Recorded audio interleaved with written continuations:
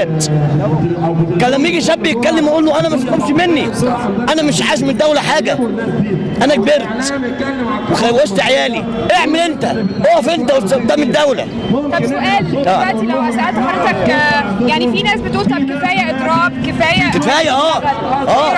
كفايه نشتغل بقى. كفايه اضراب. The people I was basically interviewing just now, I was basically asking them what does freedom mean to them right now, so they had like their different opinions. I then asked them why they're out here demonstrating, and most of them felt that nothing's really changed, that you know there's still problems with people in power who haven't been removed, and certain demands of the revolution haven't been taken on board, so they're here basically to keep calling out for their rights. And then there was one guy who was very vocal, and he said it's enough of demonstrations and people should actually start working, give the government a chance, give them their 300 days or whatever to prove some stuff.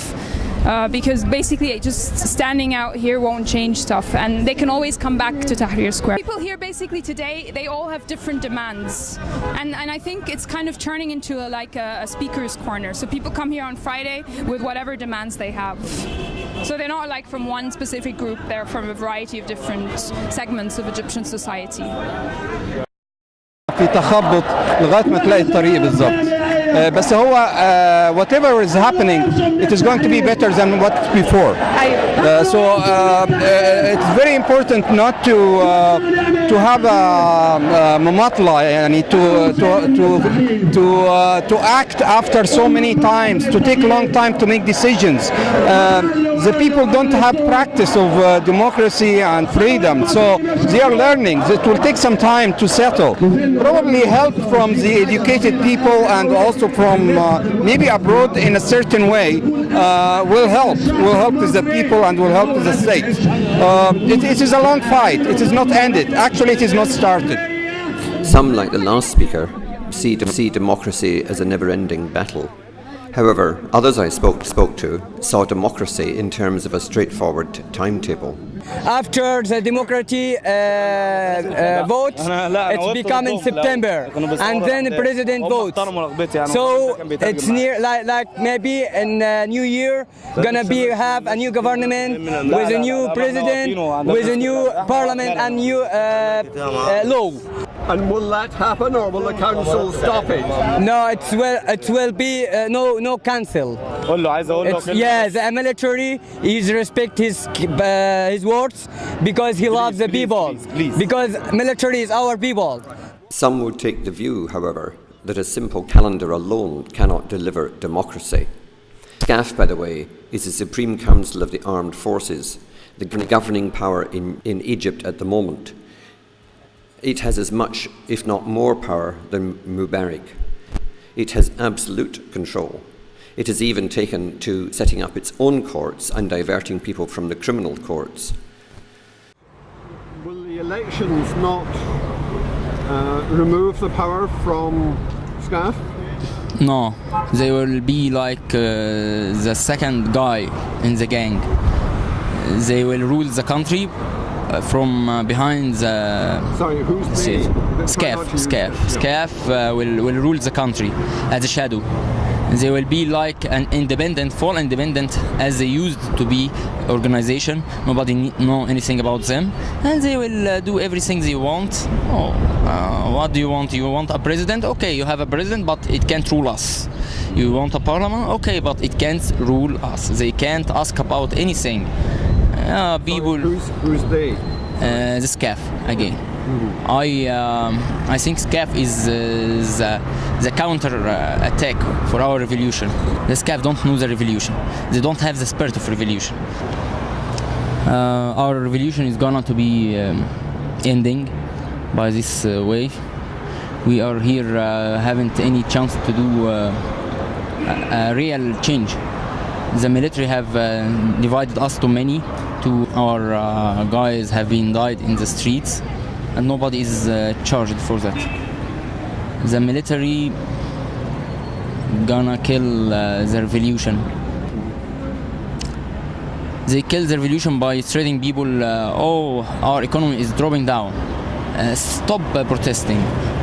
They make the people hate the revolution itself. How do people view SCAF? How do you view SCAF and its willingness to assist the revolution? Well, people in general, they have mixed feelings towards SCAF. A lot of people on the streets, not just activists. I mean, I'm talking about ordinary citizens in minibuses and in shops. They know and believe that Field Marshal Tantawi is part of the old regime, but they fear the unknown. They don't know what will happen if SCAF was not in the scene right now, if they weren't taking care of things. So they fear the alternative. So it's kind of like this is the best we have right now. So and they'll be gone for in a matter of 3 months. So we can deal with that. But a lot of people actually have come around, and a lot of people have been disillusioned. Like 2 months ago, if you have said the military police have committed violation, have abused and tortured protesters who were in Tahrir, you would have been met with severe resistance. It's not that. Resistance by who? By the public, by people in the streets. No way. The army wouldn't. The army and the military police would never do that. They were in a state of denial. But a lot of them are actually starting to come around after a lot of evidence have surfaced. A lot of pressure from the activists in the streets. A lot of pressure on the media to break the red line and actually speak about this, because 2 months ago we were saying people were tortured. People were tortured. Female protesters were subjected to virginity checks, and nobody listened. And the media did not even, they didn't mention anything. They were silent. So now, because of pressure, they started to talk about it. They started to, try to provide a watered down version of what happened, but they're saying that some violation did take place. So a lot of people are starting to come around and become disillusioned, and they see it in the streets. They see that what this revolution has happened for, people haven't really felt haven't really tasted the fruits of the revolution. They haven't felt social justice. They haven't felt freedom. They haven't felt dignity. These were the things that pushed Egyptians to the streets, and they still don't feel that they have that yet. While many may disagree about how the future months will unfold, nearly everybody I spoke to has been enthusiastic that they are not going back to the revolution days. Everybody I spoke to insists that they have now gained too much and never want to go back to those days again. Well, I said everybody. I did meet one person who would rather have Mubarak back, and there may be a few more.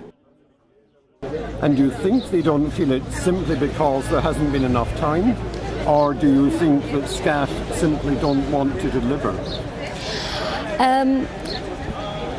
My personal feeling or my personal opinion is that while SCAF doesn't want to rule the country, they do want a safe exit from the mess they are in right now. They know that if they go along with the revolution demands, they will be with Mubarak behind bars. The generals, the military generals, they are knee deep in corruption as he was. They are involved in fraud. They are involved in everything that he was involved in. So they know that if they do this, they will be dragged in the same way as he is. So I do believe that they don't want to stay in power. They want to leave as soon as they can, but they want to do so. They want a safe exit. They don't want to, they don't want to get their hands dirty. But unfortunately for them, not all of their men are smart, and in the case of the military police, for example, a lot of the violations that they have committed and tried to cover up, well, now everybody's starting to know about it, and they wouldn't really be going. There isn't really any safe exit for them. 18, I think, people were arrested at demonstration during this week. 15. Was it 15? I'm sorry. Yeah, so they're peasants. All right. Egyptian farmers. All right. Why were they arrested? They were arrested because, well, they demonstrated in Asr Al Aini Street, which is it's a vital street. The farmers, they were demanding land ownership. They were demanding that the lands that were stolen for them to be given back, and they blocked the street. So the police cracked down on them. Right. So would it be fair to say there was a crackdown because they were blocking the street, not because they were demonstrating? Well, I don't really think that's the case, because people demonstrated in Maspero before and they blocked the street as well, but nobody cracked down on them. My impression is that people seem to feel there is more and more of a crackdown. Yeah, it is. It was a crackdown on the demo itself. People are starting the government and SCAF. They are part of this systematic approach to kill any worker or working class movement in the street of any kind. In the case of Hossam al-Hamalawi, he was summoned by the military police for accusing the head of the military police, General Hamdi Badin, of supervising torture and abuse of detainees in the Egyptian Museum. General Hamdi Badin asked that he be summoned by the military. He filed a complaint against him and he was summoned. And actually, because we organized a demo at the military prosecution headquarters, they said, oh, it's not formal questioning, it's just a chat. Yes, he was summoned along with the TV presenter and another journalist, and they were going to release the TV presenter and keep both Hossam and the other journalist, but because we pressured them, because there was media there and people were taking footage of us when we were chanting against the army. This put a huge pressure on them, and our number, we didn't really exceed like 600, but we managed to pressure them into releasing the three. And is it fair to say that people are allowed to speak out against SCAF and others, or is it felt there was a crackdown against speaking out? There is definitely, I wouldn't really say a crackdown. They have spoken their mind on TV against bringing out anything or discussing any army-related or military-related topic without going to them first, without consulting with them first. They've said that on numerous occasions, but we really don't give a damn, and we try to break this, at least on our blogs, on Twitter, on what you call the alternative media or the new media. We try alternative media. We try. We don't have this red line. Actually, doesn't exist. We actually dedicated two days, the 23rd of May and the 1st of June, to write blog posts about the SCAF performance and the military trials, and people responded. People's response was really good. A lot of people actually created blogs, and they were blogging for the very first time, and their very first blog post was about the Egyptian army. Oh, about Syria, it's I don't know, but what will happen. But I hope it's become better. I hope Bashar gonna stop to kill his people and make what they want, give them freedom, change his government, change his law, and even he can give them like 1 year to change another government with another president. Yeah, but it's for me, I hope for serious people a better life and staying for them revolution until finish all the bad people from them country. لا احنا عايزين الثوار في البحرين ثواني. We don't want NATO push nose inside our Arab countries. Yeah, we want them help.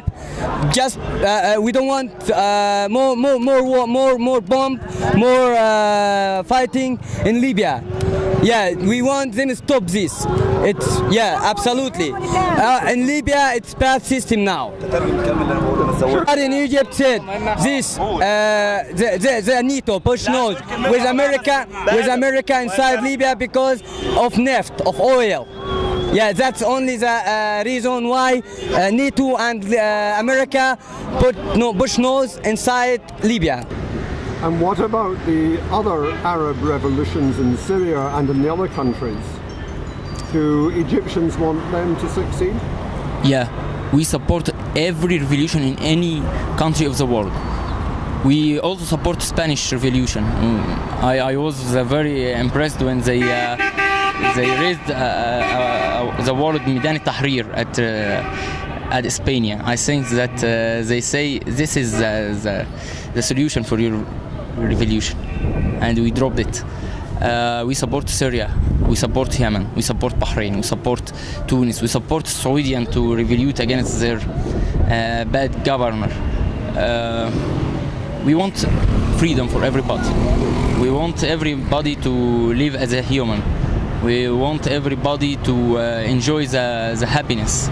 We want everybody to pursue the happiness. That we want. It is not bad. These things never happened before.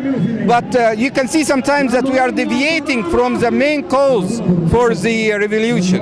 Okay? So to bring them back to the mainstream, it takes also effort. I think it's a long battle. That's what I can say.